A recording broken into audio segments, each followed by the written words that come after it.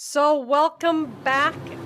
Sorry we had to leave you there. If you were watching the arrival of Charal, we had to leave so that we could come back and chase um, Groupe Dubreuil to the finish line as you see him racing here now.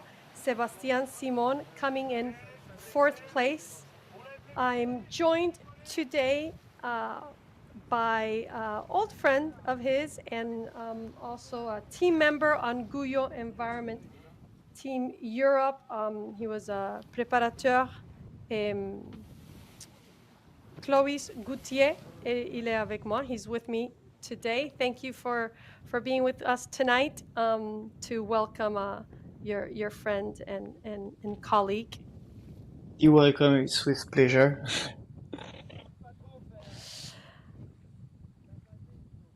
So just for those of you who we left hanging before when we were listening to Charal, he basically in the last interviews there and on stage, he was talking about how hard it was, the balance, between preserving the boat and the human.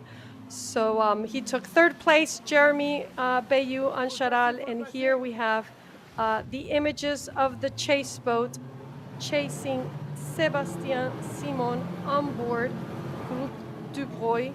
This is the previous 11th hour racing team boat that did the ocean race. Sebastian, along with his sponsor, bought the boat just after that and have put it in the colors of Groupe Dubreuil, his sponsor, and he's taking fourth place tonight on Monday, June 10th, here in France. It is almost 11 o'clock at night, and it's lovely that we can still be out there on the water bringing you these images live. Some beautiful images with like beautiful light, and we can see Les Sables d'Olonne a bit further, maybe three miles away, something like that. Yeah, it's almost 10 o'clock at night UTC, and we are on YouTube live. This is the English version, of course. There's also a French version happening simultaneously at the same time. The New York Vendée, which are the same organization that organizes the Vendée Globe. They're the ones bringing you this live today. I'm Natasha Gonzalez, and I'm joined by Clovis Goutier here on this live. So tell us a little bit more about how do you know Sebastian Simon?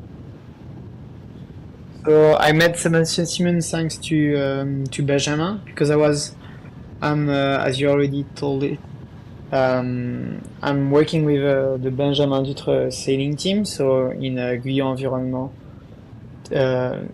water family, and during the ocean race, Simon was with our team as a skipper to do the race as properly as they can. So obviously we had different issues, different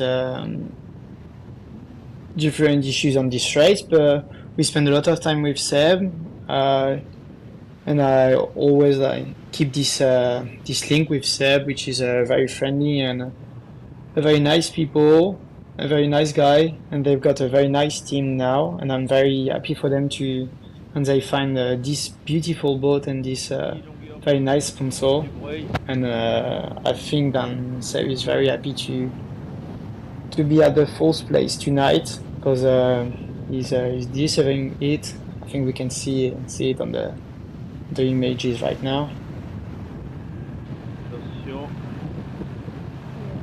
Sure. So you delivered Guyot Environment Team Europe to Newport before this race, is that right? de Vendée. Yeah, that's true. It was my De New York second to Vendée, les transatlantic, Sables and de I Ruyant. was with the Groupe environment team, and already my first transat with was with Seb, also in Groupe. So it's why I spent something like 14 days during the ocean race with Seb at sea. So it was a very nice moment, and I keep in mind. Very nice memory. So you kind of know the tricky weather conditions in the Atlantic. Yeah, I think they have a lot of issues on this race because I think it was a bit tricky between the low pressure and the high pressure. They're like different. You can see them. You can see them the different way to go back to the Sables, like Boris or Seb, or also Massif, which were completely different. I think it's making can clearly see that it was a bit difficult and not easy to find the good path.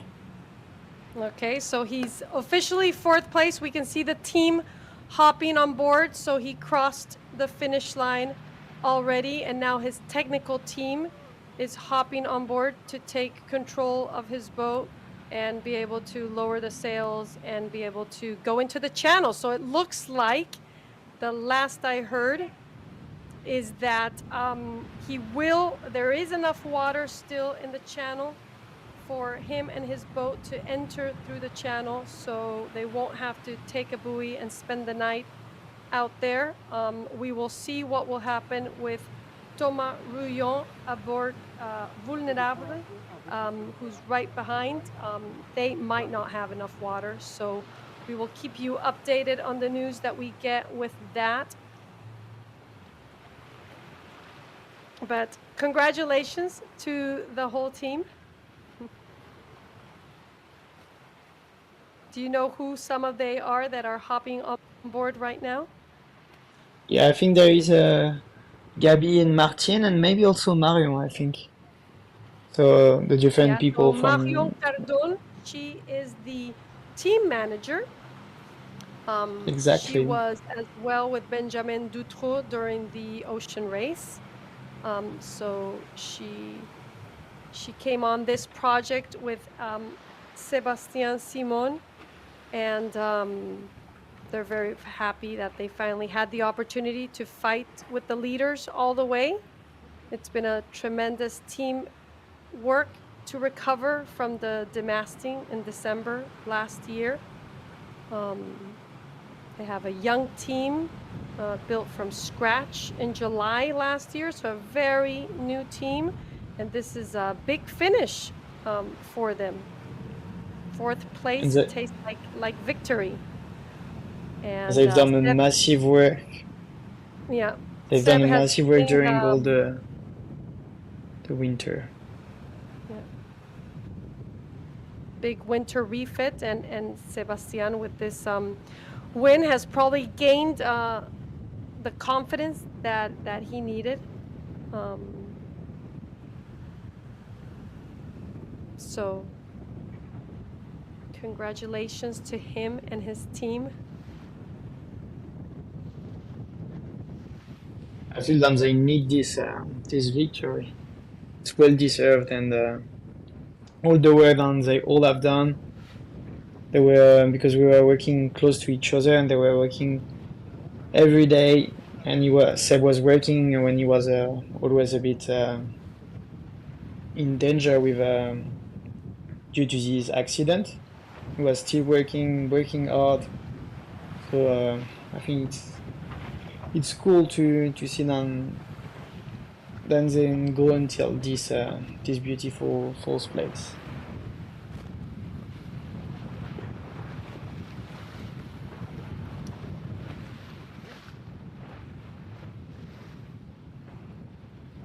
So And he's arriving at home also. Yeah, that's right. This team, like we spoke about before, with Marcus Hutchinson, who joined me for the arrival of Jeremy Bayou of Charal in third place, completing that podium just a couple hours ago. This is home base for Sébastien Simon and Groupe Dubreuil, Les Sables d'Olonne, which we saw beautiful images of before with the arrival of Charal. We really got to see. So you can always, for the viewers, you can always go to the YouTube page of Vendée Globe and watch the replays of all of the live coverages, French versions and English versions, for Charlie Dallin, who took first place on Massif, and Boris Herman, who took second place on Malizia Sea Explorer, and Jeremy Bayou, who took third place on Charal.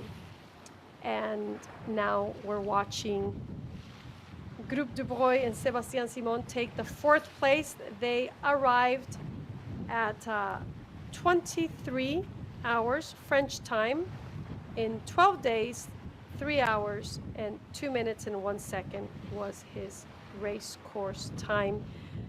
He was 1 day and 23 hours and 17 minutes behind first place, and just 1 hour and 50 minutes behind Charal.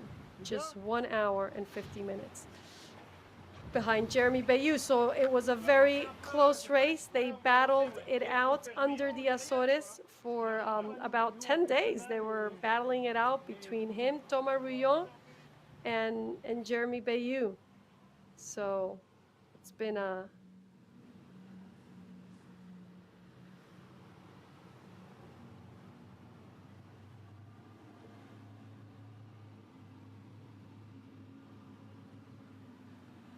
I think the last match was a bit difficult and tricky with Thomas also. They were close each other, and I think Thomas is staying very close and maybe will arrive also very soon. But it's a final match until the end.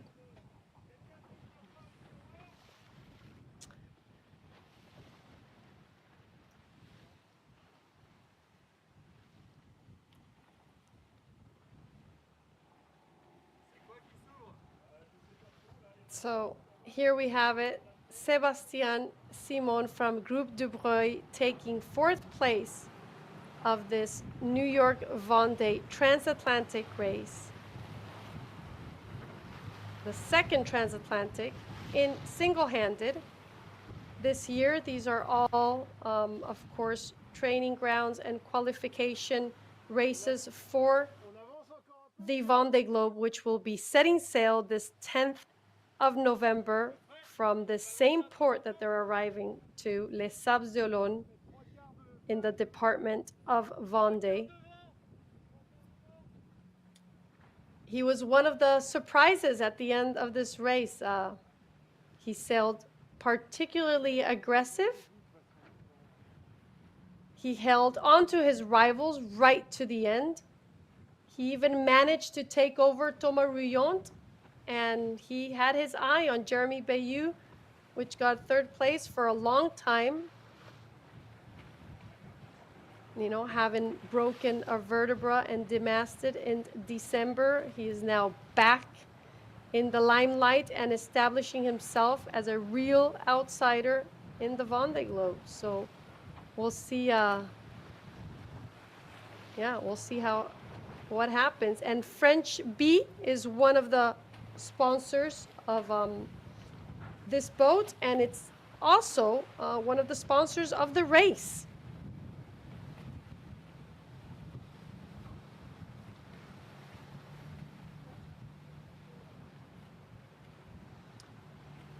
Just at the end of last Friday, Sébastien Simon looked back on his race. He was savoring the moment when he said, and I quote, "I'm really happy to be in the match with some high-performance boats. It's been a long time since I've had this opportunity." So, yeah, pretty much he created this opportunity for himself. The sailor from Les Sables d'Olonne was one of the first to try a southerly option when the front was refusing to allow a large part of the fleet to make headway. He battled right to the end. He quickly joined by some of the favorites, Jeremy Bayou and Thomas Ruyant and Sam Goodchild. Um, they all kept up the pace. This group of Southerners had downwind sailing, then they had upwind sailing, squalls, boat breaking seas, as we saw, unfortunately for Sam Goodchild, who demasted right there in the Azores during that really bad weather. In short, this race was a summary of the Vendée Globe, what the Vendée Globe has to offer conditions-wise. I think it really tested a lot of these machines. As we heard Jeremy Bayou on Charal commenting before, it was really hard to manage the balance between really pushing the boat to get that podium finish, but as well to preserve the boat to reach the finish line at the same time as trying to preserve the human. He was absolutely exhausted. He said it several times during, I think, both interviews and then on stage again. And he was so happy that you couldn't really see how tired he was, but he definitely said how tired he was. How do you think Sebastian is right now? Do you think he's really tired, or he's going to be just so pumped with excitement and adrenaline that? I think actually he's very, very, as you say, excited. But maybe like in maybe 2 hours, I think all the will be very tired. All the pressure will go down, and it's clearly time to sleep. And I think all the um, all the things that they have done to go until this place, all the work that they have done, will push the pressure down, and you will clearly feel tired. Some maybe some holiday will be well deserved, but as everybody, I think they all will a bit have of work also. So let's see, we'll see. But the boat You really looks in think very that? good shape. Yeah, it does. But you really think that the Sables, the Les Sables d'Olonne, all his friends. I mean, he's from there. This is where his project is based, and where he's from. Um, you don't think that they're going to be there and drag him to the bars and partying Oh, that's for sure. tonight? Tonight, I don't know, but for sure this weekend they will. I don't know tonight. It's like a Monday night, so maybe everybody is not very down to go out tonight. And to be fair, a lot of things are closed. But maybe this weekend for sure he will need, and people will want to go out with him and share a drink Yeah, for this beautiful place and this beautiful race. yeah, for sure. You can see that they're putting their main down right now. They're still out on the bay, in the bay, and it looked like it was raining pretty hard there before. So we'll see if it stops by the time they enter through the channel. Hopefully, there'll still be some people out there to welcome the boat, but you can see in some of the images at certain times, you can see that it is raining quite a bit, which makes for a big change to the images that we saw with Malicia on Sunday. It was very sunny and beautiful arrival, but that's how it is. The sailors don't wait for the perfect moment. They're eager to get to port and to find their loved ones and their team, and be able to call it a night and not have to spend another night or another moment on the boat. So it doesn't matter what time they finish. They will finish when they finish.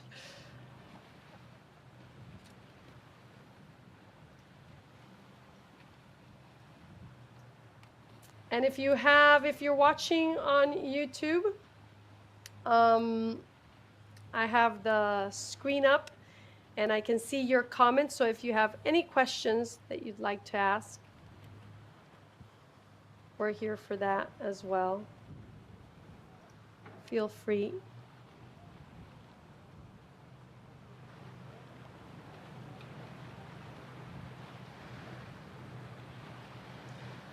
The main has come down.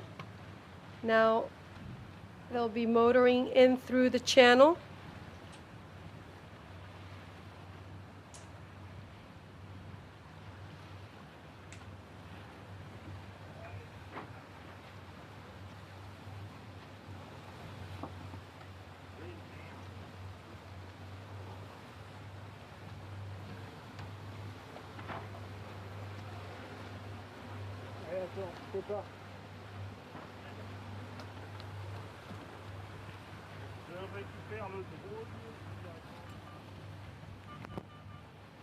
Let me remind you that it is quite a job to bring you these lives because it's the same team that just finished on the docks with the cameras and on the stage with Jeremy Bayou and rushed in that short moment as we paused in between lives out to sea again to now follow the boat and the skipper all the way in. So a lot of organization by Nefsi and CZM Sons who are bringing us technically this live possible.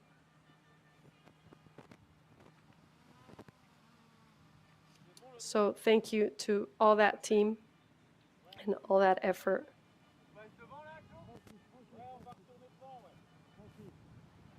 Have you experienced this moment in Les Sables d'Olonne? Have you participated in a Vendée Globe as a préparateur, as a technical shore crew? Mm, Never, no, not in Les Abdelon. I think it's a very like famous, the famous this like which is doing it, and the entrance on the channel is pretty nice, but maybe it will be obviously less crowded than normally, because I hope for them that we all some It's a have some Monday, people it on is late at the night, and it is raining, but I yeah assure you, because I already heard some of the honking and everything, I assure you that there will still be people out there yeah. welcoming the boat because the fans of offshore sailing in France are, um, very fanatic. And that's cool. That's a good thing of maybe Les Sables also. I think each time you're doing an entrance, you will have some people on the channel. But for him, I think it's quite special to be back home. Maybe it's raining, but it's still a very nice thing. I think he's filming. Yes, he's filming. He's filming himself. Yeah, that's Martin, which is a guy from his technical team. Oh, he's cool. Oh, beautiful.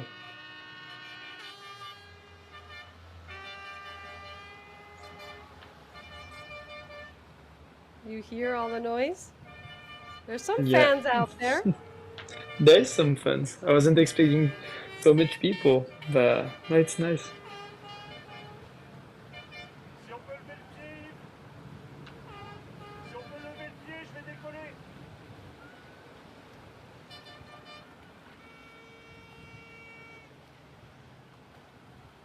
It's nice also to have the possibility to do the entrance on the channel because maybe it will not be the same for the next one due to the different tide.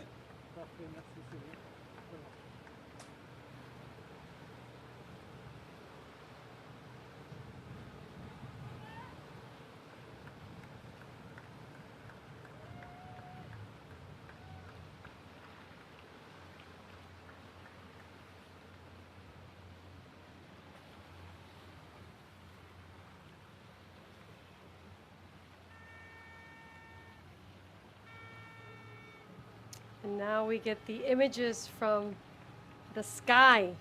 Beautiful at night as well. So here is Sébastien Simon, Groupe Dubreuil, finished the race in 4th place. 12 days, 3 hours, 2 minutes, and 1 second. Only 2 hours, well, actually 1 hour and 50 minutes behind Jeremy Bayou on Charal. So that was very close. The 3 of them have had a very close race. Very, very soon, we will be seeing Thomas Ruyant from Vulnerable cross the finish line in 5th place. So all these 3 boats that are arriving in Les Sables d'Olonne tonight had a very close match for 10 days. They were neck to neck. Of course, Jeremy Bayou led that pack for the majority of the time, but Sébastien Simon was able to really gain some ground and catch up to Thomas Ruyant and get 4th place ahead of him. They had to sail around the Azores via the south and then climb up to Les Sables d'Olonne. Sébastien Simon never gave up, enjoying this battle, which was looking like a stage in the Solitaire de Figaro. I mean, those were the exact same words of Jeremy Bayou, who said that it felt like he did 10 days straight of Figaro. That's why he was so excited, so exhausted. Excited too. He was very happy. I've never seen Jeremy Bayou that happy before. But yesterday, Sébastien Simon shifted slightly to the north, which enabled him to get a better angle to Thomas Ruyant on Vulnerable.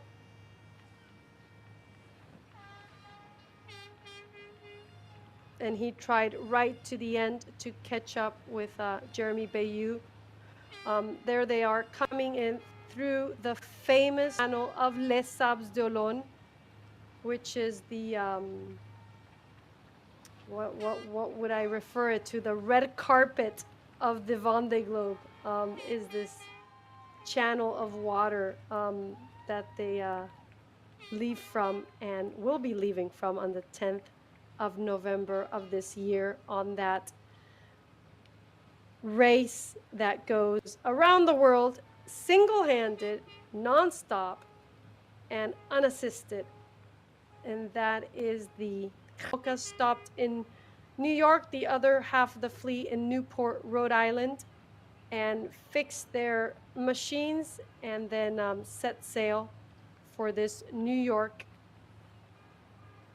Vendée transatlantic.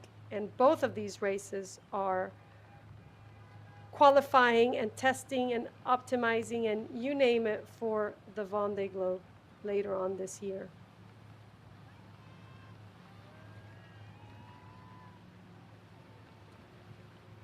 So although Sébastien Simon didn't manage to catch up to Jeremy Bayou, he still must be very happy with this 4th place. It's still a big achievement for the skipper who finished the Retour à la Base last year with a broken vertebra and under a jury rig because he demasted in that race.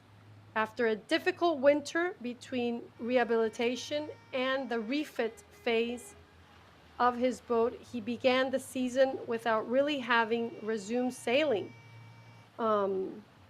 So in the space of these 2 transatlantic races, Sébastien Simon has shown that his boat, winner of the ocean race, this is the former 11th Hour Racing Team boat, his talent and this boat can make all the difference. With 6 months to go to the Vendée Globe, right here, this is the home of Seb Simon. I think you couldn't have dreamed of a better moment for him. What do you think? No, for sure. Maybe annoying enough to know that he will maybe as all the competitor want to be on the first place, but but the fourth place is it's already a very nice place, and yeah, as I already told it, it's well deserved, and I think it's pretty happy about his result and and the the arrival at home is a very nice things for him and also maybe for his sponsor because I think I heard that they were at sea tonight to see him arriving in Les Sables.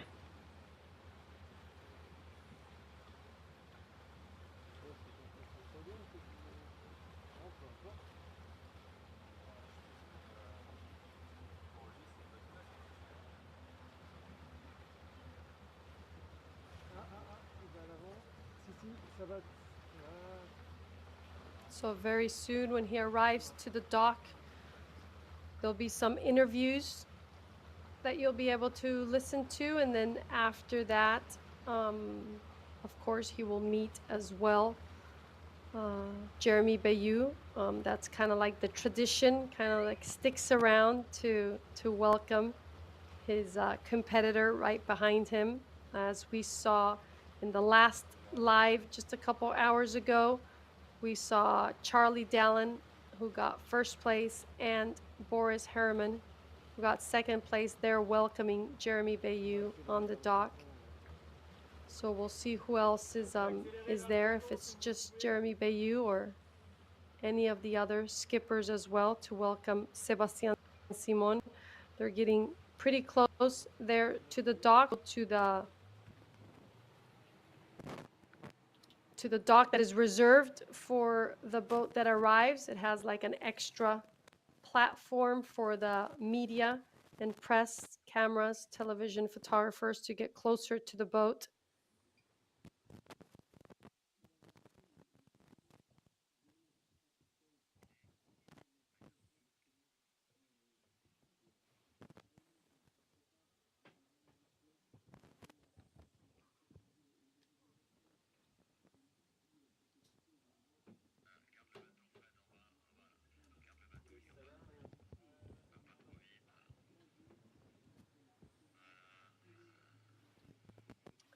If you have any questions or comments that you'd like for us to share on the YouTube chat, you can type them up there. We're looking at those. The images are great, even at night. They're beautiful. The images from the helicopter or the drone. Not sure what they're flying there tonight, but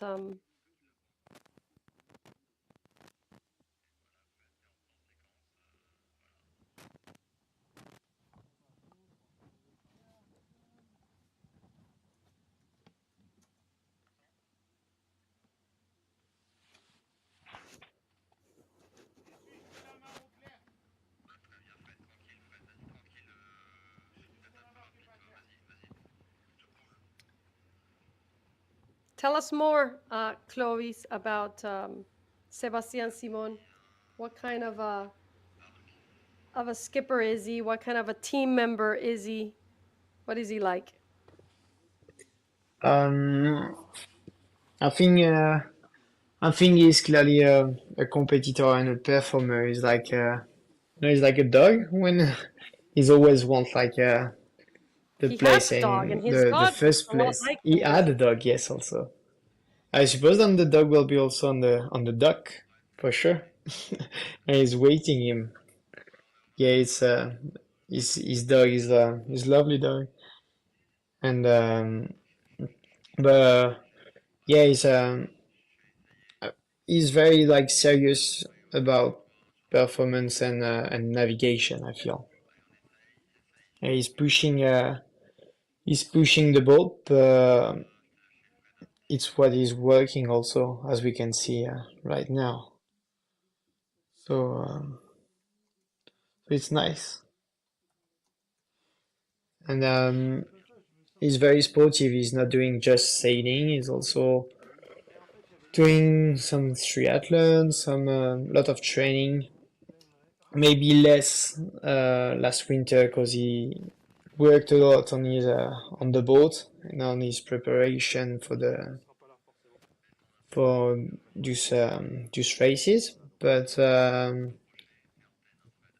for example, during the ocean race, it was like often to have a run with him or to do these kind of activities.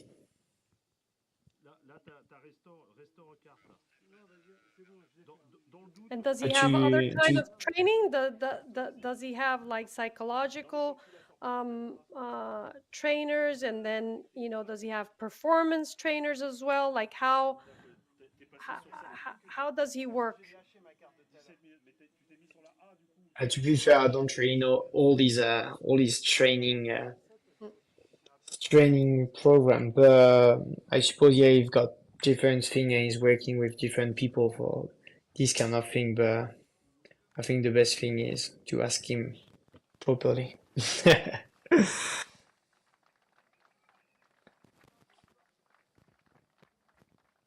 Maybe his dog is his coach because he spent so much time with him. Then it's maybe helping him a lot on his competition.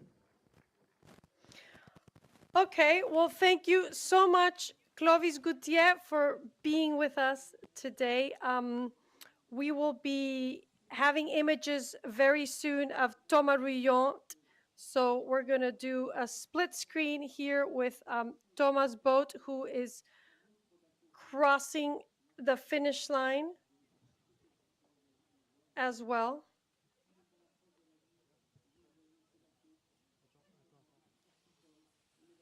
Thank you very much, Natasha. Thank you. Thank you for joining us.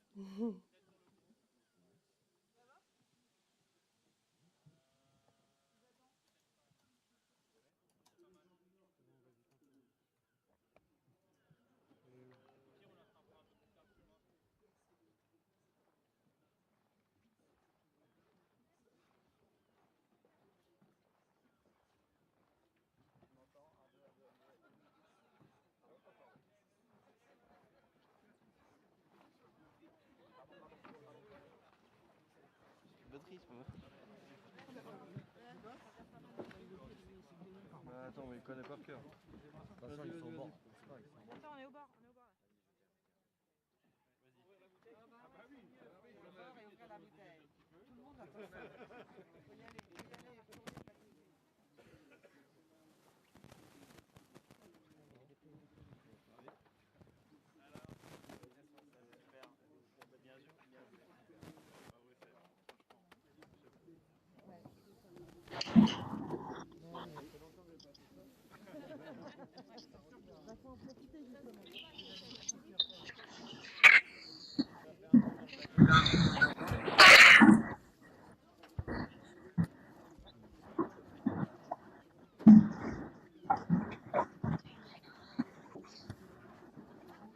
So we will have Sam Goodchild joining us soon for the arrival of Thomas Ruyant as we watch Sebastian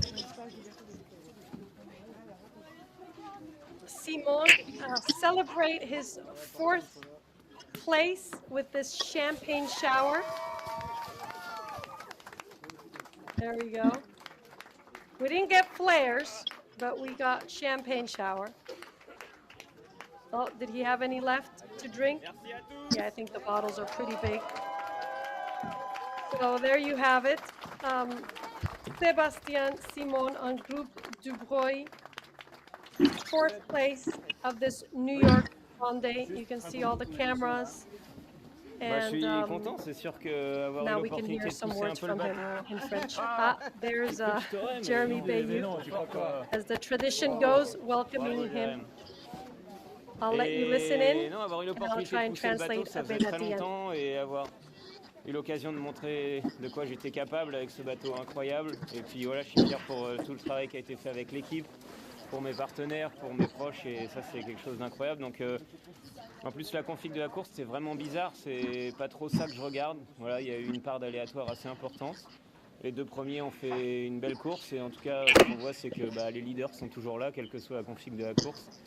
Et avoir fait partie des 4 un peu furieux là, qui se sont tirés la bourre pendant toute la transat, ça a été assez incroyable. Et je peux vous assurer que le rythme est vraiment élevé et je les admire pour ça. Donc ça m'a rappelé mes années de Figaro et j'espère que le Vendée Globe sera avec la même intensité. En tout cas, ça donne confiance. C'était une pré-saison très riche et dense. Et maintenant, place au Vendée. Voilà. Là, c'était du très haut niveau quand même, hein, cette Yeah, longue passe sous les Açores. Il n'y a jamais eu un niveau comme ça en IMOCA, clairement. Le niveau est super dense, l'engagement est incroyable et voilà, c'est d'une intensité fabuleuse et c'est ça qui est génial en fait. Et même pour nous, c'est vraiment dur. C'est des rythmes où je dormais 10 minutes par 10 minutes et quand tout allait bien, quoi. Bon, et tu gagnes finalement avec une vingtaine, une trentaine de minutes sur Thomas qui est en train de passer la ligne. Là, on est en double fenêtre. On attend Thomas dans quelques minutes sur la ligne. S'il rentre dans le chenal, pas de bol. Oui, battre Thomas, c'est génial. Je sais que c'est en plus, voilà, je sais qu'il pousse son bateau au-delà des limites et c'est un marin exceptionnel. Donc pouvoir le doubler, j'ai mis tout ce que j'avais. Donc j'y croyais jusqu'au bout. Je me suis bataillé avec lui, je suis revenu et faire devant lui, c'est génial. Et juste derrière Jérém, en plus, ça me rappelle vraiment les années de Figaro. C'était exactement la même chose, sauf que c'est des bateaux plus gros qui vont plus vite et sur du temps plus long. Donc, voilà. Raconte-nous ton dernier bord, ton petit coup pour aller plus nord, pour sortir du dévent des Cantabries. Oui, je me méfiais de ça parce que je me suis fait avoir d'ailleurs au départ du Vendée, je crois. Je m'étais fait avoir parce que les Cantabries, c'est des montagnes très hautes et je sais qu'il y a un certain dévent. Je pense pas qu'il nous ait vraiment dérangé, c'était plutôt très instable comme fond d'air, donc il y a eu des grains, il y a eu pas mal de choses et là ça s'est joué plus sur la vitesse. Mais ce petit décalage c'était pour anticiper un potentiel des vents des Cantabries et finalement ça a bien marché parce que par au-dessus j'avais un bon angle, du vent frais et c'est passé. Et parle-nous de toi plus personnellement, c'est vrai que tu as passé l'hiver dans un corset, comment tu t'es senti physiquement sur le bateau ? Ça va de mieux en mieux, je me suis senti plus en forme, je me suis senti avec plus d'énergie, j'ai beaucoup travaillé pendant ces mois d'hiver, au-delà du raisonnable je pense, avec mon équipe également et mes partenaires, donc ça a été... c'est fabuleux pour moi que d'abord de finir la Transat aller avec un bateau aussi incroyable que celui-ci et en plus la terminer au retour avec une place plus qu'honorable. Voilà, je suis content de voir qu'on est capable de pousser le bateau et je suis persuadé que ça va nous donner confiance pour le départ du prochain Vendée. Ça va être une compétition fabuleuse et j'ai hâte d'en faire partie. L'objectif, ce sera d'abord de le terminer, c'est une évidence, mais voilà, jouer la bataille avec les copains, c'est quand même... c'est génial, quoi. Et toi, t'as eu aucun doute physiquement, tu t'es senti bien, t'as pas eu de douleur Moi, non, j'ai pas de douleur, non. Non, ça va. Tant mieux, c'est une super nouvelle. Ça va. Merci beaucoup. Merci beaucoup.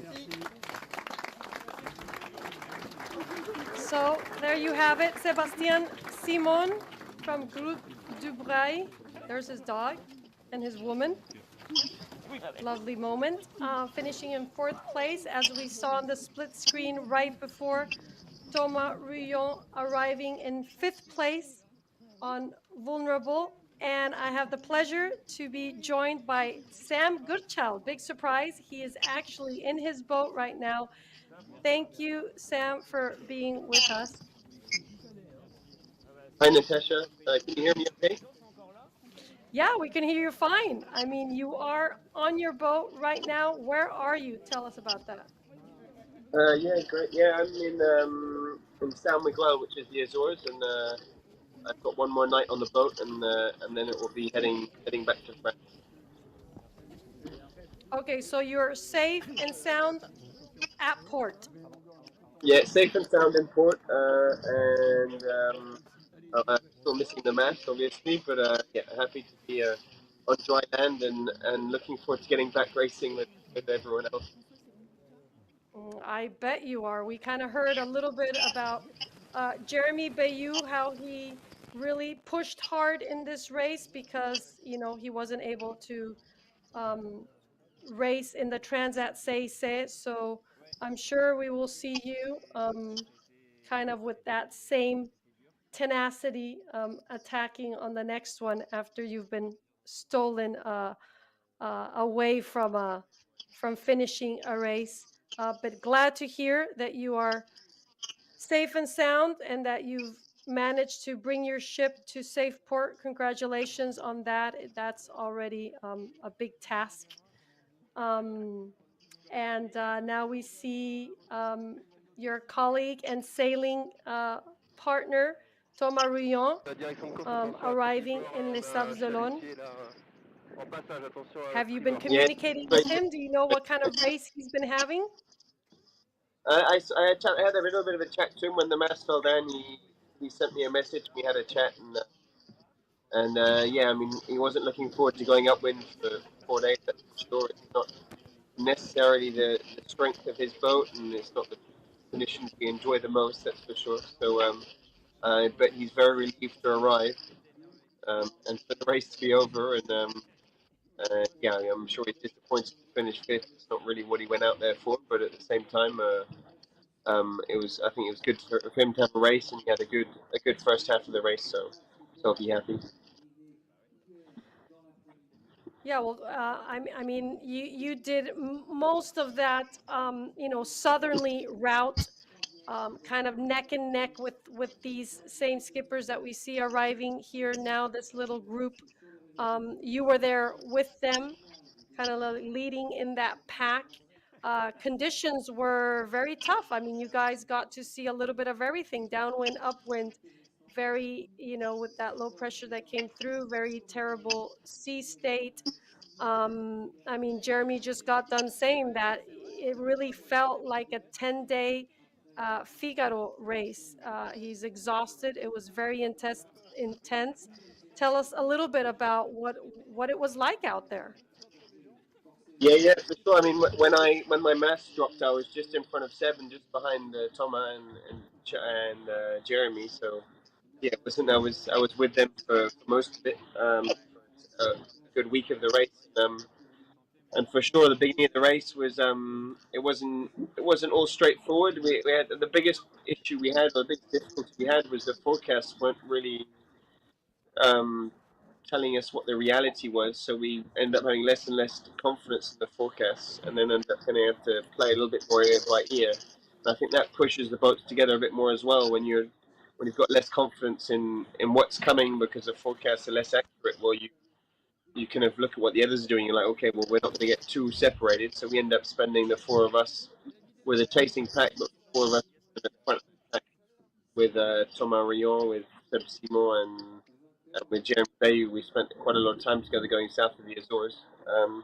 And yeah, but I mean, I dropped out unfortunately pretty quickly after the conditions got hard. But when I dropped out, we had 25, 30 knots and some really short, difficult seas. So really not easy conditions. And the boats were taking a big pounding. I mean, I watched Jeremy overtook me, and I saw his boat come fully out the water 2 or 3 times with the leeward foil out the water. So it's pretty, and that's going almost upwind. We were just off the wind, so it's incredible. And then unfortunately, about an hour or two later, my mast came down. So yeah, not easy conditions. And I think since I dropped out, they've been still going upwind. There's obviously less wind now, but still, it doesn't sound like it was very easy, and it sound like it was really, really unstable. So yeah, not easy conditions as well. And that's what said Timor was saying as well on the dock, was that the conditions were so unstable. They struggled to get some sleep, and they're really tired. Yeah. Yeah. Well, unfortunate for you, and hopefully, yeah, you'll be able to get everything back on track for, of course, the Vendée Globe. Big year coming up.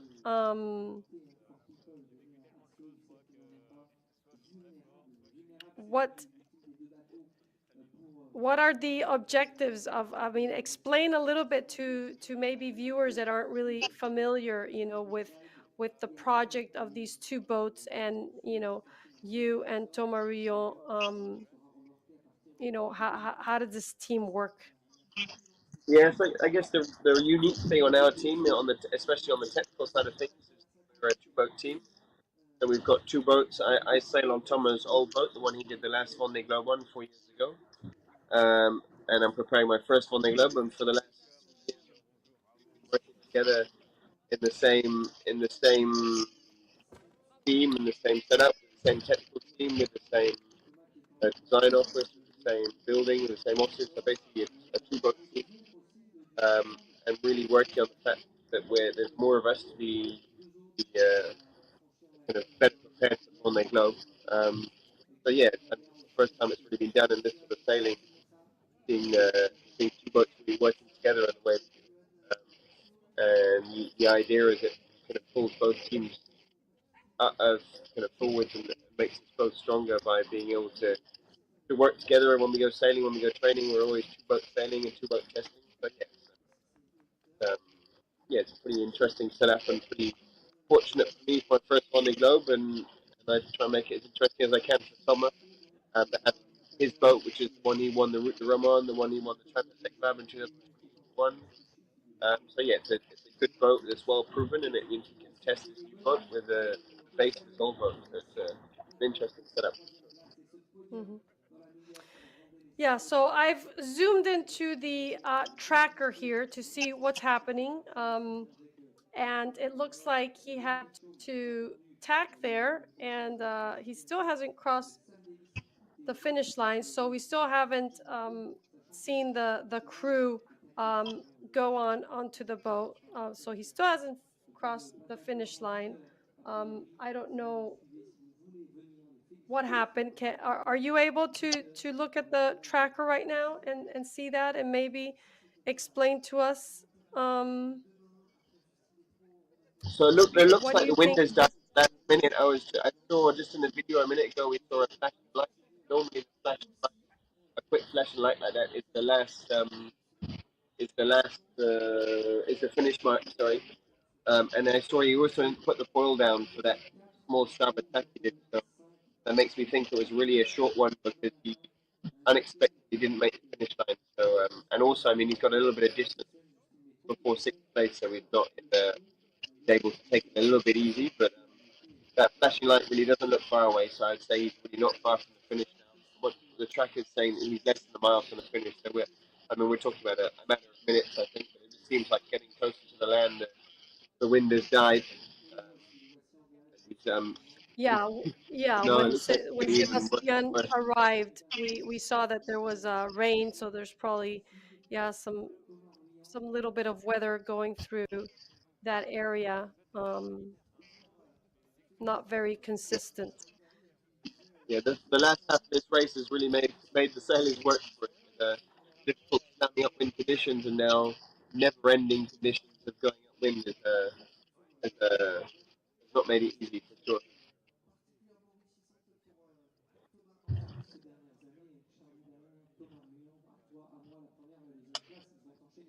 But yeah, I think he's less than a mile away, so it should happen quickly. Yeah. Now we I see see Boris is images on of the top, which is nice. yeah we see Seb Simon talking to Boris Herrmann, who has also come out to greet him. I guess he stayed around. Usually they rent places close by, so they're just a ride bike or a little walk away, so they can come to the dock and meet each other when they've come come in from a race. It's kind of like the tradition, isn't it, Sam? Yeah, it's a tradition for everyone to meet everyone in, and it's pretty fine to be honest. It's I mean, when we go out there, we go a little bit to the unknown, and we also know that our safety net are our competitors, so we're quite a close knit group. We've got a lot of respect between us, so being able to meet each other and catch up on the dock at the finish is always a nice moment, and compare stories and compare experiences, especially between Boris and Seth. One was the boat the furthest south, one was the boat the furthest north. They had over 1,000 miles separation between the two boats. So, yeah, pretty extreme for a transatlantic race. I'm sure they've got a lot of things to say. We were in shorts and t-shirt getting sunburnt, and Boris was saying that it was the coldest he's ever been. So, but funny to Yeah. have different Yeah, the same. fleet really separated in this race. You should go to the tracker on the website of the New York Vendée.org.org. Go to the tracker and look at how the fleet really separated into three. There was an option to go north, there was an option to go south, and there was an option to go in the middle. And probably for one of the first times in a long time in these races that I've seen the fleet really divided into three in that way. Very extreme. I mean, there was about 1,000 nautical mile distance between the people in the south and the Azores and Boris that almost reached Iceland. Yeah, it's completely crazy. Yeah, it hardly ever happens like that for sure. I mean, it was completely exceptional circumstances. But yeah, it makes for a pretty interesting race when everyone comes back together at the end of Tokyo. But yeah, I was looking at the tracker. It says Summer is going 3 knots, so he's being made to suffer at the end of this race just to get to the finish line. He must be dying to get across the finish line and be able to enter. I don't know what the time. I don't know Looking up the channel. if our viewers hear you well. I hear you a little bit broken up, so maybe we've Okay. lost a little bit of the connection. But stay with us. It'll come back to a clearer one. It might just be me. Maybe our viewers are hearing you perfectly clear. Um, so you can try again. Can you hear me now? Yeah, we can hear you. Okay, great. No, I was just saying that they're really making Tom suffer to finish this race. He's not got very far to go, but he's being made to work for it. Now, I was also saying, do you know what time he can get up the channel? When does the channel close for the time? Yeah, I think that this channel closed at 11 o'clock at night. It is midnight here in France. So perhaps there won't be enough time. It doesn't look like for Thomas Ruyant aboard Vulnerable to be able to enter the channel. So that means that him and any of the other boats that arrive at night will have to wait outside on the bay, grab a mooring ball, and keep their ships out there until 8 o'clock in the morning tomorrow morning, when they will have enough water to be able to enter the channel. Because with the draft that the IMOCAs have, when it's low tide, they cannot enter in the channel. And we weren't quite sure which ones that were arriving tonight would make it.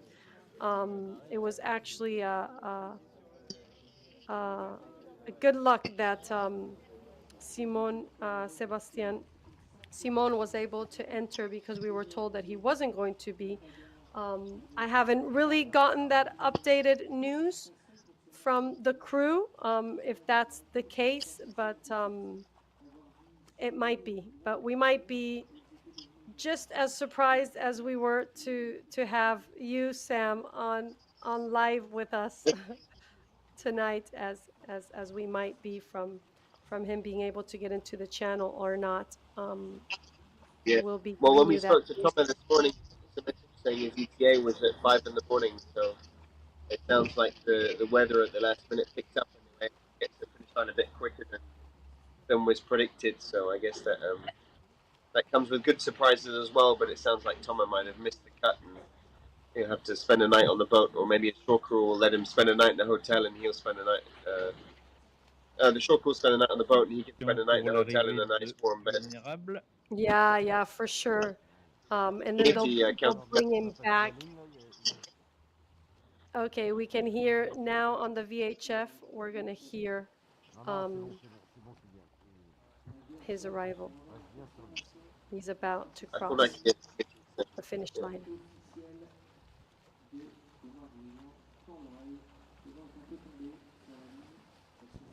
Top yeah, I thought arrivée de Vulnérable, 5e de New York, Vendée, Yeah, les here Terres we de go. l'Aube 2024. He's waving at us. He's crossed the Yeah. finish line. Thomas Ruyant on Vulnerable.